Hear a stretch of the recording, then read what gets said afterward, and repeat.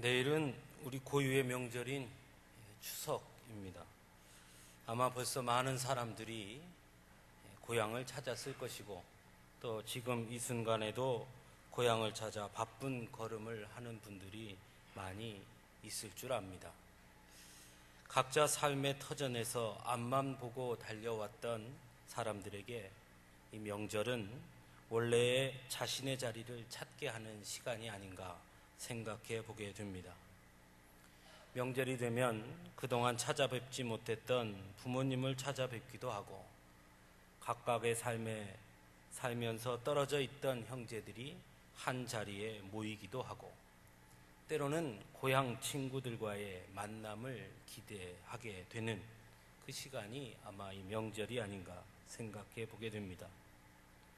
그런 만남을 통해 일상에 지친 자신을 돌아보고, 또 새로운 각오와 또 새로운 충전을 갖게 되는 시간이 명절이 아닌가 또 한번 생각해 봅니다. 사람에게 있어서 이처럼 만남은 참 중요한 것 같습니다. 어떤 만남을 갖느냐에 따라서 어떤 경우에는 충전이 되기도 하고, 어떤 경우에는 오히려 더 피곤해지기도 합니다. 좋은 관계가 형성되는 만남은 항상 즐거움과 설레임을 주기도 하지만, 반대로 잘못된 관계가 형성된 만남의 자리는 불편함과 갈등을 주게 됩니다. 성도들에게 있어서도 만남은 매우 중요한 주제입니다. 성도가 된다는 것 역시 그 시작이 바로 하나님과의 만남으로부터 시작되는 것이니, 이 만남이 어찌 중요하지 않겠습니까? 하나님과의 만남으로부터 시작해서 그 만남은 교회 공동체 안에서 성도들 간의 만남으로 이어지게 되고, 또 그 만남은 더 한 발 더 나아가 세상과의 만남으로 이어지게 되는 것, 그것이 바로 성도의 삶 아니겠습니까? 그러므로 성도에게 있어서도 하나님과의 관계, 성도 간의 관계, 그리고 세상과의 관계, 이웃과의 관계 등 관계성은 매우 중요하다 할 수 있습니다. 오늘 우리가 함께 읽은 이 마태복음 18장은 특별히 공동체 안에서 서로 간의 관계에 관한 예수님의 가르침을 전해주는 그런 말씀입니다. 특별히 오늘 우리가 함께 읽은 본문은 그 대상을 죄를 범한 형제와의 관계에 관해 말씀하고 있습니다. 누구나 좋은 관계를 형성하고 있는 사람과의 만남은 즐겁고 행복한 일이지만, 문제는 그렇지 못한 사람과의 만남을 어떻게 해야 하는가 하는 것은 매우 어려운 문제임에 틀림이 없습니다.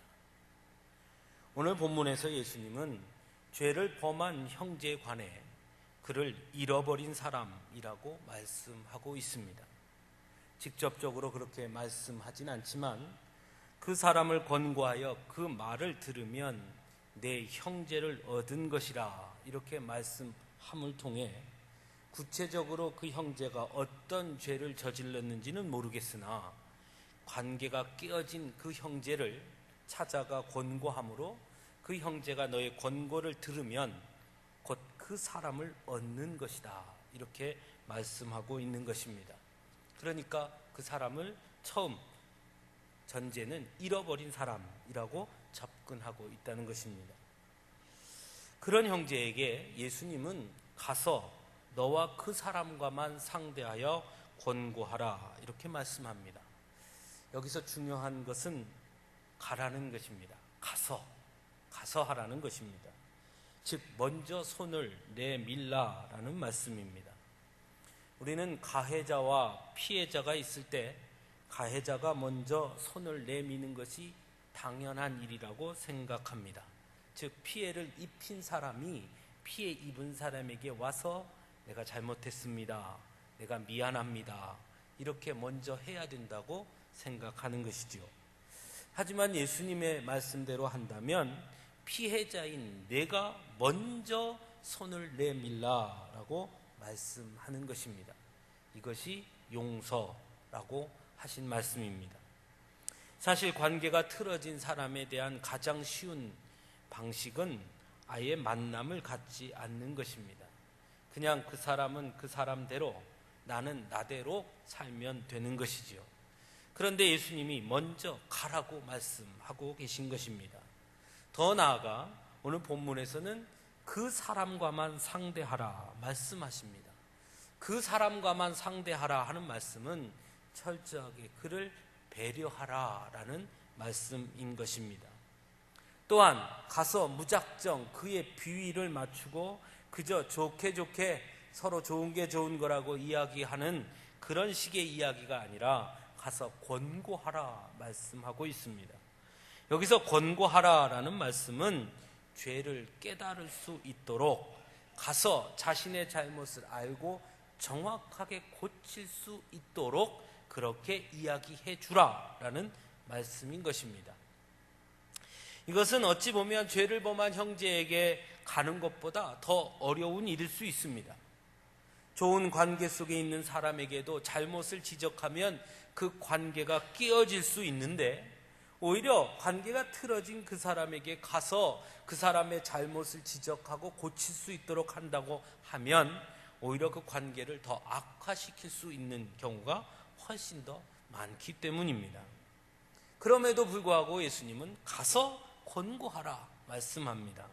또 그렇기 때문에 그 사람과만 상대하라 말씀함으로 권고하라는 그 말씀이 잘못을 깨달을 수 있도록 이야기하는 것과 동시에 그를 향한 사랑과 배려를 담고 있어야 한다는 것을 함께 말씀하고 있는 것입니다. 왜 이렇게 해야 되는 것일까?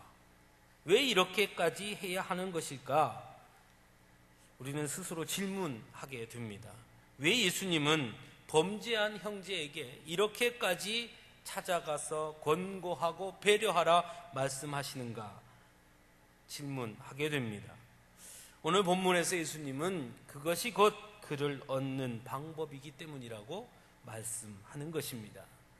예수님은 사람과 사람 사이의 관계에 있어 가장 중요한 핵심을 사람 그 자체에 두고 있는 것입니다.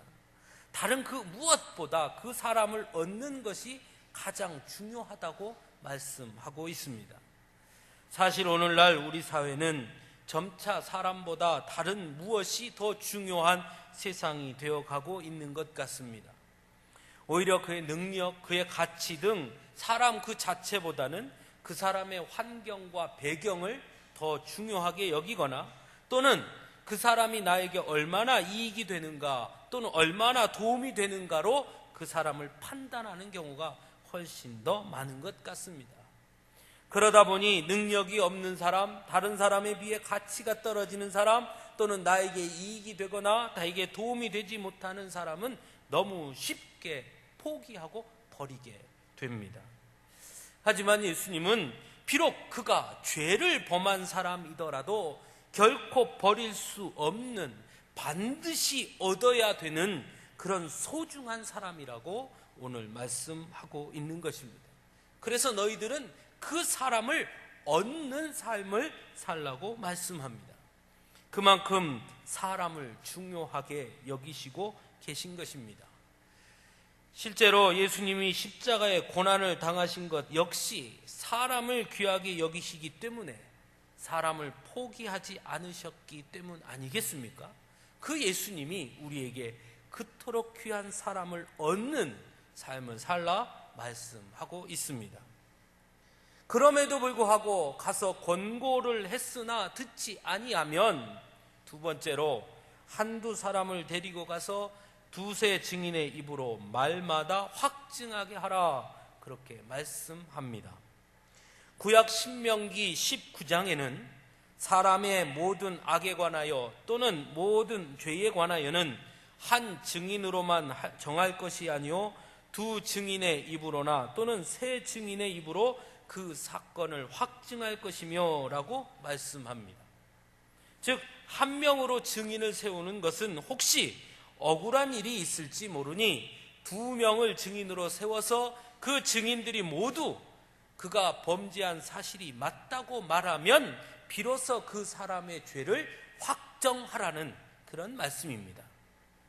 예수님께서는 지금 그 구약의 말씀을 들어서 다시 한번 말씀하고 있습니다. 혹여나 그가 내가 가서 권고함에도 그가 자신의 억울함을 호소하거나 자신의 입장을 대변하여서 그 권고를 듣지 않는다고 한다면, 그러면 두세 사람이 함께 가서 그 사정을 면밀히 살펴 억울함은 없는지, 우리가 잘못 알고는 있는 것은 아닌지 꼭 그 형편을 살펴보라, 그렇게 말씀하고 있습니다. 그러므로 이 말씀은 가서 권고했음에도 돌이키지 않는다고 해서 쉽게 포기해서는 안 되고, 다시 한번 그의 입장에서 다시 돌아볼 것을 주문하고 계신, 즉 형제를 쉽게 포기하지 말라는 그런 말씀인 것입니다. 예수님은 공생의 기간 동안 이 땅에 오셔서 회개하라, 천국이 가까이 왔다라고 말씀하시며 우리의 잘못과 허물에 대해 오늘 말씀 그대로 권고하셨습니다. 하지만 그럼에도 불구하고 예수님의 그 음성을 들은 백성들은, 또 바리새인들은, 서기관들은, 율법주의자들은 예수님의 권고를 듣지 않았고 오히려 예수님을 잡아 죽이려고 했습니다. 그때 예수님이 어떻게 하셨습니까? 포기하셨습니까? 그렇게 하지 아니하셨습니다.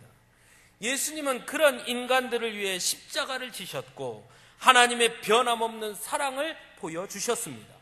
부활하심으로 예수님이 곧 우리의 완전한 구원자이심을 분명하게 확증시켜 주셨습니다. 즉 예수님은 결코 인간을 포기하지 않으셨던 것입니다. 권고했음에도 불구하고 그들이 듣지 않았다고 해서 포기하지 않으셨다는 것입니다. 그래서 오늘 본문에서도 비록 그가 권고를 듣지 않는다 하더라도 포기하지 말고 두세 증인을 데리고 가서 두세 증인의 입으로 말마다 확증하라라고 말씀하고 있습니다. 문제는 그 다음 말씀입니다. 세 번째는 그럼에도 불구하고 여전히 듣지 않을 때는 교회의 말하고 교회의 말도 듣지 않거든 이방인과 세리와 같이 여기라 말씀해 주십니다. 당시의 세리와 이방인들은 이스라엘 사람들에게는 공공연한 적이었습니다. 보통 유대인들이라면 될수록 마주치지 않고 싶은 존재들이 이방인과 세리였고 가까이 하는 것조차도 꺼려지는 사람들이었습니다. 심지어 세리와 이방인에게는 마음 놓고 욕을 하고 저주를 퍼부어도 되는 그런 존재들이 바로 세리와 이방인이었습니다. 그러므로 본문 17절 말씀을 문자 그대로 해석하면 먼저 가서 권고하고 두세 증인으로 가서 확증하고 교회에 말하고, 그래서 교회에서 말함에도 불구하고 듣지 않거든 세리와 이방인같이 여겨서 포기하고 교회에서 쫓아버리라 라는 말씀으로 쉽게 이해할 수 있습니다. 하지만 이 말씀을 앞에 두고 곰곰이 생각해 보면 뭔가 석연치 않습니다. 과연 예수님이 그런 뜻으로 하신 말씀이 맞는 것일까? 한 번, 두 번, 세 번까지 형제를 얻으러 가라 말씀하시면서 결코 포기하지 말 것을 말씀하신 그 예수님이 무엇보다 사람을 가장 중요하게 여기시고 죽이기 위해서 오신 것이 아니라 사람을 살리러 오셨고 사람을 얻기 위해 오셨다고 하셨던 그 예수님이 세 번까지 말해서도 듣지 않으니 이제는 이방인과 세리처럼 여기고 포기하고 내어쫓고 저주하라 하신 말씀이 과연 예수님이 하신 말씀, 그 이전에 하신 말씀과 뭔가 앞뒤가 맞지 않는, 뭔가 석연치 않은 그런 말씀으로 다가오는 것입니다. 물론 교회의 순수성을 지키기 위해서 불가피한 조치이니 어쩔 수 없다고 이해할 수 있지만 그럼에도 불구하고 여전히 좀 이해가 되지 않는 것은 어쩔 수 없는 것 같습니다. 그렇다면 이 말씀을 어떻게 이해하고 어떻게 접근해야 할까? 먼저는 예수님이 과연 이방인과 세리를 어떻게 바라보고 계시는가 하는 것을 먼저 살펴보아야 합니다. 예수님이 이방인과 세리들을 어떻게 보셨는가? 이방인과 세리들을 적대시하고 멸시하여서 가까이 할 수 없는 그런 존재들로 여긴 것은 율법주의자들이었고 바리새인들이었고 보통의 유대인들이었지, 예수님 역시 이방인과 세리들을 그들과 같은 시각으로 같은 눈으로 보셨는가 하는 것입니다. 오히려 율법주의자들이나 바리새인들은 예수님을 가리키며 저는 이방인과 세리들의 친구다라고 비아냥거렸고, 예수님 역시 실제적으로 이방인과 세리들을 적대시하거나 멸시의 대상으로 여기지 아니하셨음을 우리는 성경에서 발견하게 됩니다. 예수님의 제자 중에 마태는 세리였으나 예수님은 그를 제자로 맞이했습니다. 세리인 삭개오의 집에 유하기도 했고, 삭개오를 가리켜 아브라함의 자손이라고 말씀해 주셨습니다. 이방인이었던 백부장의 딸을 살려주셨고, 수로보니게 여인의 딸도 고쳐주셨으며, 오히려 이만한 믿음을 내가 본 적이 없다고 말씀하시고 칭찬해 주셨습니다. 오히려 예수님께서는 이방인과 세리들을 멸시하고 적대시한 것이 아니라 그들을 더 불쌍히 여기셨고 가깝게 여기셨으며 그들의 친구가 되어 주셨습니다. 예수님은 이방인과 세리라는 겉모습을 보지 아니하시고 그들 역시도 하나님이 사랑하시는 존귀한 사람이라는 것을 보신 분이 바로 우리 예수님입니다. 그러므로 본문 17절의 말씀은 한 번, 두 번, 세 번 권고함에도 듣지 않는다 해서 그를 포기하거나 내쫓으라는 말씀이 아니라, 그러면 그럴수록 오히려 그를 친구처럼 가까이 가여이 여기라 말씀하고 있는 것입니다. 특별히 오늘 본문의 앞뒤를 보면 세리와 이방인처럼 여기라는 예수님의 말씀이 구체적으로 무엇을 말씀하고 있는지 알 수 있는데, 예수님의 말씀이 있고 난 후 21절에 베드로가 주여 형제가 내게 죄를 범하면 몇 번이나 용서하여 주리이까 7번까지 하리이까 라고 질문하자 예수님은 7번뿐 아니라 7번을 70번까지라도 할지니라 말씀하심으로 끝까지 참고 끝까지 용서할 것을 말씀해 주십니다. 그 다음에 무자비한 종의 비유를 계속 말씀하시고 35절에 결론을 말씀하시는데, 너희가 각각 마음으로부터 형제를 용서하지 아니하면 나의 하늘 아버지께서도 너희에게 이와 같이 하시리라 말씀해 주십니다. 그러므로 오늘 본문 17절의 말씀 역시 포기하라는 말씀이 아니라 형제를 용서해야 하는데 끝까지 용서해야 할 것을 말씀하시고, 그가 듣지 아니할 때는 오히려 가여운 친구처럼 여기라 그렇게 말씀하고 있는 것입니다. 그렇다면 왜 예수님은 이토록 우리에게 형제를 용서해야 하는 것을 강조하고 계신 것일까요? 왜 우리에게 끝까지 형제를 용서하라 말씀하시느냐 하는 것입니다. 우리 마음이 편해지기 때문에. 물론 그럴 수 있습니다. 하지만 본문 18절에서 20절까지의 말씀을 통해 이 용서의 문제를 우리 이 땅의 우리의 관계의 문제가 아니라 하늘의 차원으로 이어서 말씀하고 있는 것을 우리는 보게 됩니다. 우리는 흔히 20절의 말씀을 믿는 사람 두세 사람이 내 이름으로 모여 있으면 그곳에 예수님도 함께 계신다고만 그렇게 이해합니다.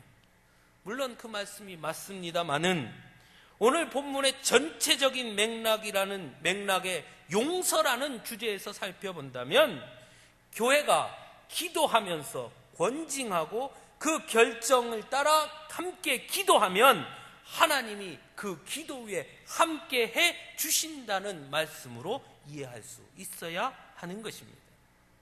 그러므로 18절에서 너희가 땅에서 매면 하늘에서도 매일 것이요 무엇이든지 땅에서 풀면 하늘에서도 풀리리라 말씀하신 것이나 19절에서 너희 중에 두 사람이 땅에서 합심하여 무엇이든지 구하면 하늘에 계신 내 아버지께서 그들을 위하여 이루게 하시리라 하신 말씀 역시 두세 사람이 모여 형제를 위해 함께 기도하면 하늘에 계신 하나님께서 그 형제의 죄를 용서해 주실 것이다 말씀하고 계신 것입니다.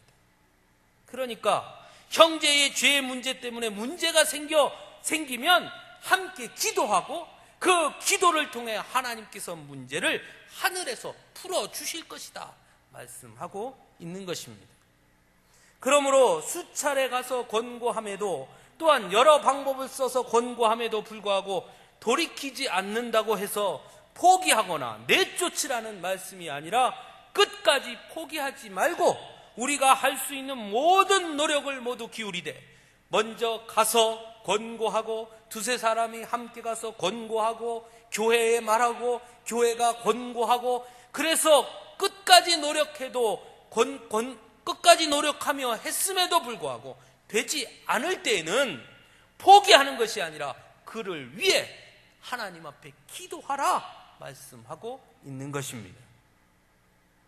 비록 우리는 그를 이해하고 받아들일 수 없을지라도 예수님은 여전히 그를 사랑하시고 포기하지 않으셨다는 그 사실을 기억하고 그 사람이 마음을 돌이키지 아니했다 하더라도 그가 용서를 구하지 않는다 하더라도 우리는 그를 용서하고 그를 위해 기도해야 할 것이라는 것을 우리에게 가르쳐 주고 있는 것입니다. 이 말씀을 통해 예수님은 우리에게 분명하게 한 가지 사실을 말씀하고 있습니다. 바로 사람이 중요하다는 것입니다. 예수님은 오늘 본문을 통해 이 세상을 살아가는 데 있어 가장 소중한 것이 사람이라는 것을 말씀합니다. 한 사람을 귀하게 여기는 것, 한 영혼을 귀하게 여기는 것, 그것을 향한 하나님의 사랑이 얼마나 큰 것인지를 우리에게 분명하게 보여주시고 있습니다. 그러므로 나와 생각이 조금 다르다고 나를 불편하게 한다고 더 나아가 나를 미워하고 나를 괴롭힌다 하더라도 같이 미워하고 같이 대적할 것이 아니라 비록 내 마음은 용서가 안 되고 비록 내 마음은 이해가 안 되더라도 쉽게 판단하지 말고 끝까지 용서하며 관계를 회복하기 위한 노력을 끝까지 기울이고 그래도 안 되면 하나님 앞에 내어놓고 간절히 기도함으로 그 한 사람을 잃어버리지 않도록 포기하지 말 것을 우리에게 말씀하고 있습니다. 이번 추석을 맞이하여 가장 많이 팔린 것이 가짜 기부스랍니다. 우리 성도님들은 그거 3분 안 계시지요? 예? 여자 며느리들이 가짜 기부스 뭔지 모르시죠? 예, 기부스, 가짜 기부스 해서 시댁에 가면 아이고 어머니 죄송해요 제가 팔을 다쳐가지고 여기 가짜 기부스하고 그래도 시댁이라도 가는 며느리는 그래도 좀 낫고요. 네. 어떻게 하느냐? 가짜 기부스를 하고 요새 핸드폰이 좋잖아요. 어머니 전화해가지고 영상통화해서 이렇게 어머니 제가요 팔을 다쳐가지고 가봐야 도와드리지도 못할 것 같고 괜히 짐만 될 것 같아서 죄송해요 다음에 갈게요 전화 딱 끊고 가자 하고 해외여행을 떠나는 얌체족들이 그렇게 많답니다. 우리 성도님들은 그 사신 분 안 계시지요? 예? 지금 눈빛들이 그런 게 있었어? 나도 하나 구입할 그런 눈빛인데 왜 그럴까요? 곰곰이 생각해 봤습니다. 왜 그럴까? 왜 가짜 기부스까지 사면서까지 가지 않으려고 하는 걸까? 사실 생각해 보면 지금부터 한 10여 년 전만 해도 명절 때 되면 사실 음식들 준비 많이 했습니다만은 요즘 사실 그렇게 준비하는 지표이 없잖아요. 그죠? 또 예전에는 어디 가려면 얼마나 불편했습니까? 그러나 지금 사실 교통도 편해졌고 뭐 차가 막힌다고 해도 10시간 이내에 안 가는 데 없지 않습니까? 근데 왜 그럴까요? 이유는 하나입니다.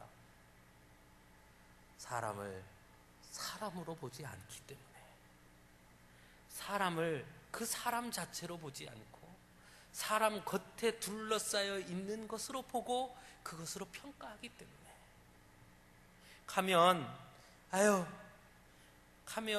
그 형님네 잘 살아서 거기 가면 괜히 남은 속상하고 자꾸 비교하고 저 큰애네는 요번에 뭐 했대는데 너는 어째 그러냐?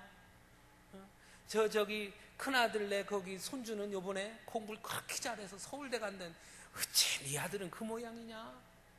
야, 옆집 누구네는 요번에 그냥 크게 뭐 해가지고 성공해서 그냥 외제차를 끌고 왔던데 너는 어째 그 모양이냐?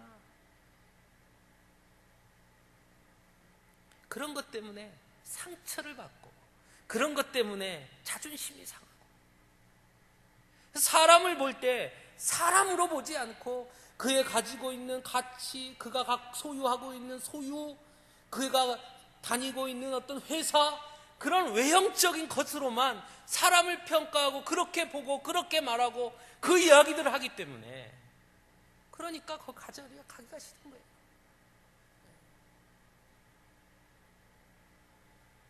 하면 너는 언제 결혼하냐? 누구는 결혼했는데 벌써 애가 며칠 하더라. 이제 우리 민지도 슬슬 그 말을 들을 때가 됐는가?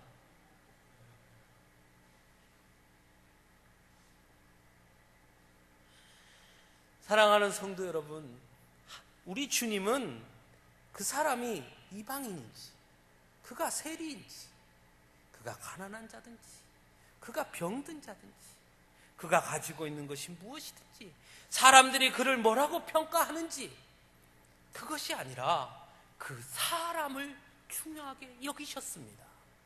그 사람 그 자체, 생명이 붙어있는 그 사람 그 자체를 우리 주님은 가장 귀하게 여기셨습니다.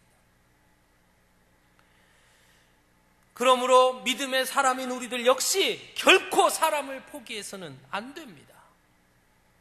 이 세상에 어떤 사람도 우리 주님이 포기하지 않으셨기 때문입니다. 내가 쉽게 정죄하고 내가 쉽게 포기하고 내가 쉽게 평가하고 내가 쉽게 판단하고 그 사람은 안 돼! 라고 말할지 모르지만 그 사람조차도 예수님은 그를 위해서도 십자가를 지셨고 그를 위해서도 죽으셨고 그를 여전히 포기하지 않고 사랑하시기 때문에 우리는 쉽게 어떤 사람도 평가하거나 포기할 자격이 우리에게 없는 것입니다. 사랑하는 성도 여러분, 이번 명절을 앞두고 여러분 혹 관계가 어려운 분들이 있습니까? 여러분에게도 여러분을 힘들게 하는 사람이 있으십니까? 도저히 받아들일 수 없는 사람이 있으십니까? 그렇더라도 포기하지 마시고 그를 위해 기도할 수 있기를 바랍니다. 그것이 성도의 마땅한 모습입니다. 예수님이 우리에게 가르쳐 주신 주기도문에도 우리가 우리에게 잘못한 사람을 용서하여 준 것 같이 우리 죄를 용서하여 주시고 라고 기도하라 가르쳐 주셨습니다. 무슨 뜻입니까? 우리에게 잘못한 사람을 우리가 용서하는 것, 그것이 우리의 죄를 용서해 주신 하나님의 사랑을 받은 자의 마땅한 모습이라는 것입니다.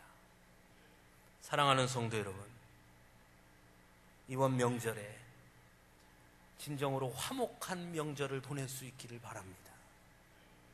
항상 사람을 더 중요하게 여기시고 여러분들도 가셔서 오랜만에 만난 조카들, 그래 너는 뭐하고 사냐, 그래 직장은 잘 다니냐, 그 직장 괜찮냐, 연봉은 얼마냐, 차는 뭐냐, 집은 어떠냐, 결혼은 언제 하냐, 네 아들은 공부를 잘하냐, 네 딸은 뭐하냐, 이런 거 묻지 마시고 건강하게 잘 사는 거 보니 참 좋다. 내가 바라는 건 네가 믿음 생활하는 거다. 하나님만 붙잡고 살라. 참 힘든 세상인데, 참 어려운 세상인데 하나님 보고 살자. 힘내. 하나님은 너를 사랑하신다. 이런 덕담을 나누실 수 있기를 바랍니다. 그게 진짜 성도의 모습입니다. 사랑하는 성도 여러분, 우리 모두 한 사람 한 사람을 소중히 여기신 그 그 예수님의 마음을 가슴에 품고 우리의 이웃들과 우리의 형제들과 우리의 주변의 많은 사람들을 바라보며 한 사람 한 사람 더 사랑하고 더 가까이 다가가는 우리 모두가 될 수 있기를 간절히 바랍니다. 기도하겠습니다. 사랑의 주님,